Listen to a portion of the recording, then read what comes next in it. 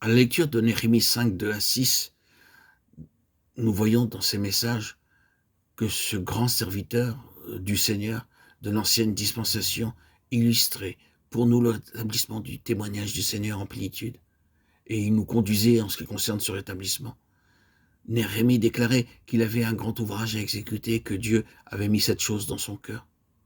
Notre souci, frères et sœurs en Christ, concerne le grand ouvrage que Dieu voudrait faire en notre temps, en nos cœurs, et qui est la contrepartie spirituelle de celui que Néhémie accomplit de façon historique par l'établissement de la muraille de Jérusalem. Considérons maintenant quelques-unes de ces choses qui se trouvent à l'arrière-plan de l'état de ruine de la muraille de Jérusalem. Nous avons observé précédemment dans les précédents audios que la condition de la muraille était une illustration ou une représentation de la condition spirituelle du peuple du Seigneur en ce temps-là. Les causes de la condition de la muraille devaient être trouvées dans la vie même du peuple. Nous perçons du regard la muraille pour découvrir la raison pour laquelle il en était ainsi. Et ce faisant, nous n'avons aucune difficulté à établir la transition entre ce temps-là et le nôtre aujourd'hui, dans le but de voir quelle est la situation et ce qui a besoin d'être fait. Le 5e chapitre de Néhémie nous apporte la première des conditions particulières qui caractérisaient cette muraille en ruine, mais aussi du peuple de Dieu, étant donné qu'en ce temps-là, la muraille reflétait son état. Il se trouvait dans l'esclavage et la faillite.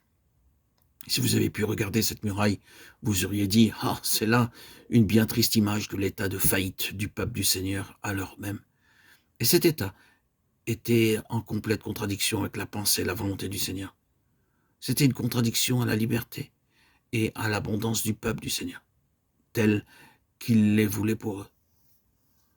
Nous soumettons à la servitude nos fils et nos filles, Néhémie 5.5. Or le Seigneur Jésus vint et proclama en termes prophétiques « L'Esprit du Seigneur l'Éternel est sur moi » pour proclamer aux captifs la liberté et aux prisonniers la délivrance. Ésaïe 61.1, Luc 4.18. C'est là réellement la pensée du Seigneur pour son peuple. L'esclavage parle toujours de loi et de tyrannie, et donc de crainte. Ces choses vont toujours ensemble. Esclavage, loi, tyrannie et la peur qui en résulte.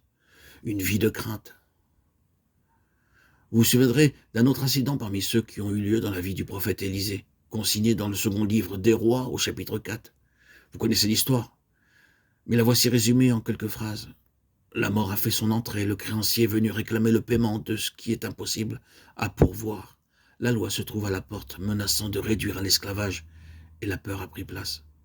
En face de cette situation, il y a Élisée, l'homme que nous savons représenter et incarner la loi de l'esprit de vie, qui a toujours affaire à des situations de mort et à leurs conséquences.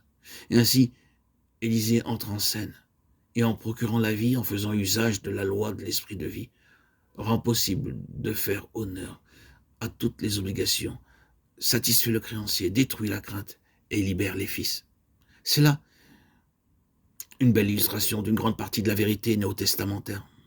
En effet, la lettre aux Galates et l'interprétation de ce petit incident, cette lettre, comme vous le savez, traite de l'état des fils réduits à l'esclavage et montre que la voie de la libération s'opère par l'esprit de vie, la liberté par l'esprit.